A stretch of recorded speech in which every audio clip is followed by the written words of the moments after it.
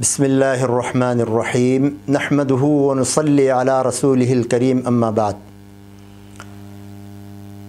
حالات کے تناظر میں آج کچھ ضروری اور اہم باتیں آپ حضرات کی خدمت میں پیش کرنے لگا ہوں، اور انتہائی دردمندانہ عاجزانہ انداز میں آپ کی خدمت میں یہ ریکویسٹ کر رہا ہوں کہ سیاسی حالات کو گھریلو ناچاکی کا سبب نہ بنائیں۔ دیکھیں، میڈیا عام ہے، کچھ لوگوں کی نظر حقیقت پر مبنی ہوتی ہے، وہ حقیقت کو جانتے ہوتے ہیں، اور کچھ لوگوں کا نظریہ سطحی ہوتا ہے، وہ حقیقت کو نہیں جانتے، صرف میڈیا اور کالم اور ادھر ادھر کی ظاہری چیزوں پر ہوتا ہے۔ تو اس لیے جو حقیقی لوگ ہوتے ہیں وہ تو بات کی گہرائی کو سمجھتے ہیں، لیکن سطحی معلومات والے اس حد تک نہیں پہنچتے۔ اس لیے بہت سی سیاسی جماعتیں ہیں، ہر ایک کا اپنا منشور ہے، ہر ایک کا اپنا نظریہ ہے، ہر ایک کا اپنا طریقہ کار ہے۔ کوئی مذہبی بنیاد پر چل رہا ہوتا ہے، کوئی صرف اور صرف سیاسی بنیاد پر چل رہا ہوتا ہے، لیکن مسئلہ یہاں آ کر خراب ہوتا ہے کہ ایک پارٹی کا ماننے والا کارکن، ایک پارٹی کا نظریہ رکھنے والا کارکن جب دوسری پارٹی کے نظریہ رکھنے والے کارکن کے ساتھ ٹکراتا ہے تو وہاں پر وہ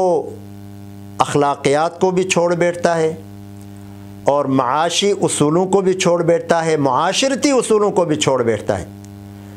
پھر نہ چھوٹے بڑے کی تمیز رہتی ہے، نہ قریب اور دور کی تمیز رہتی ہے، یہاں تک کہ بسا اوقات باپ اور اولاد کا وہ رشتہ بھی اس میں کمزور پڑ جاتا ہے۔ یعنی سیاسی اختلاف میں اس حد تک آگے بڑھتے ہیں کہ وہاں پھر ذاتی اختلافات شروع ہوتے ہیں، لڑائی جھگڑا تک ہوتا ہے، اور یہاں تک کہ پچھلے دنوں ایک خبر ایسی بھی آئی کہ یہ سیاسی اختلاف کی وجہ سے ایک لڑکے کا قتل ہوا۔ اور انسان جذباتی ہوتے ہیں، جذبات میں آ کر کچھ بھی کہہ جاتے ہیں۔ تو ان حالات کو سامنے رکھتے ہوئے میری گزارش یہ ہوگی کہ جب بھی آپ کہیں جمع ہوتے ہیں، کوئی گیدرنگ ہوتی ہے رشتہ داروں کی، دوستوں کی، یا کہیں سے کوئی مہمان دور سے آیا ہے اس کو ملنے کے لیے آئے ہیں، تو ایسے موقع پر خدا را سیاسی بحث نہ چھیڑیں، بس اپنے رشتہ داری امور کے بارے میں بات کریں، کسی اور موضوع پر بات کریں، اور کسی اچھے ٹاپک پر بات کریں، سیاسی امور پر بات نہ کریں۔ جبکہ ہماری عادت بن چکی ہے آج کل کہ جب بھی دو جمع ہوتے ہیں، چار جمع ہوتے ہیں، یا تو سیاست پر بات کریں گے یا کھیل کود پر بات کریں گے، اور سیاست پر بات کرنے کا نتیجہ یہ نکلتا ہے یا تو لڑائی جھگڑا ہوتا ہے، یا پھر یہ ہے کہ آپس میں ناچاکی ہوتی ہے، یا پھر یہ کہ ایک آدمی بڑے دور سے آپ سے ملنے آیا محبت اور اخلاص کے ساتھ، لیکن سیاسی موضوع کی وجہ سے آپ سے متنفر ہو کر چلا جاتا۔ تو اس لیے اللہ کے لیے سیاسی بحث نہ چھیڑیں، اور اگر سیاسی بحث چھڑ بھی گئی کسی وجہ سے تو اس میں کم از کم حدود کا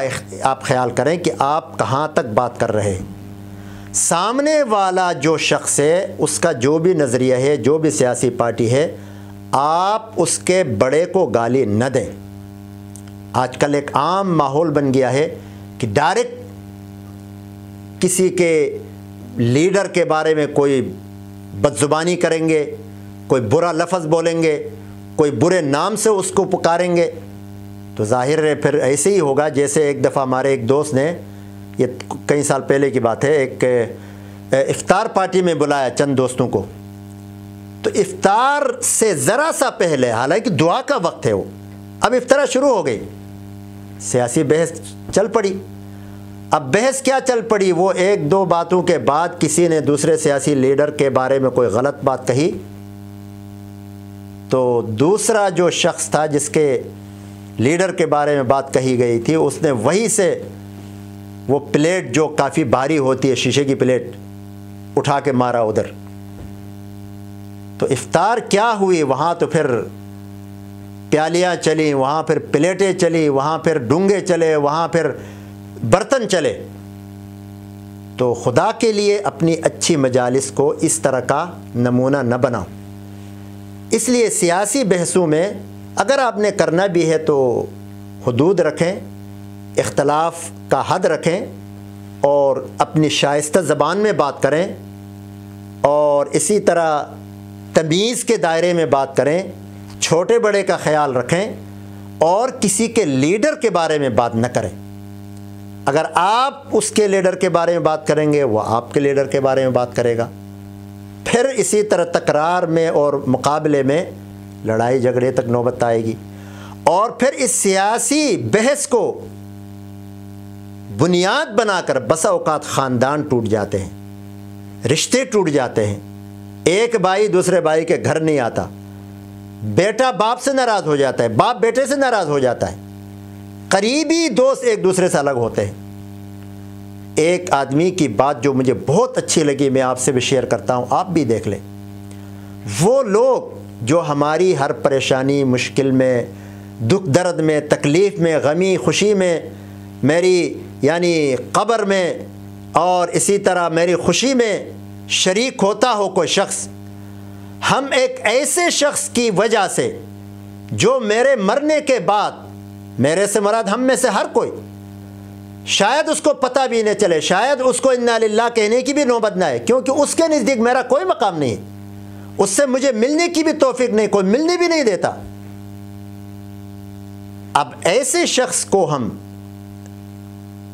ایسے شخص کی وجہ سے ناراض کریں کہ جس کے نزدیک میرا کوئی مقام ہی نہیں ہے، جو میری بات سننا گوارا نہیں کرتا، جس کے پاس ملنے کے لیے میرے سے ملنے کے لیے اس کے پاس ٹائم ہی نہیں ہے، جو میرے مرنے کے بعد میری قبر تک ہی نہیں آئے گا، اس کو افسوس تک نہیں ہوگا۔ ہم ایسے دوست، ایسے رشتہ دار، ایسے قریبی کو ناراض کریں کہ جو ہر خوشی غمی میں ہمارے ساتھ موجود ہو، ایسے شخص کے لیے جس کو ہماری پرواہ نہیں ہے، جو ہماری خوشی غمی میں نہیں ہے، جس کے اقربا اور ہیں، جس کے مسائل اور ہیں، جس کی مہربانیاں اوروں کے ساتھ ہیں، تو ایسے شخص کے لیے، ایسے قریبی شخص کو ناراض کرنا یہ انتہائی بیوقوفی ہے، انتہائی ناسمجھی ہے، انتہائی غلط کام ہے۔ اللہ تعالی ہمیں سیاسی حدود، سیاسی اختلافات کے حدود اور اپنے معاشی اور معاشرتی زندگی گزارنے کا طریقہ کار ہے، اس کو سیکھ کر اور ان سب کو شریعت کے تابع کر کے ہمیں زندگی گزارنے کی اللہ تعالیٰ توفیق عطا فرمائے۔ وآخر دعوانا ان الحمد للہ رب العالمین۔